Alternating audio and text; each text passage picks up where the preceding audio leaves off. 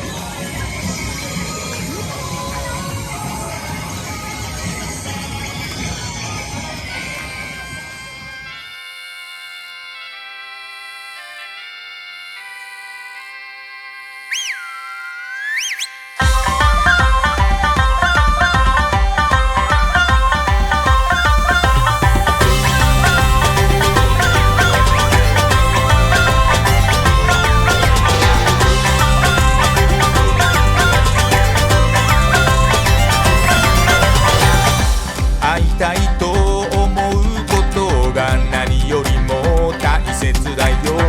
苦しさの裏側にあることに目を向けて夢を見てよ。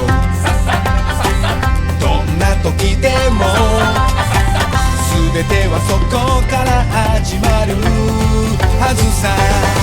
君と出会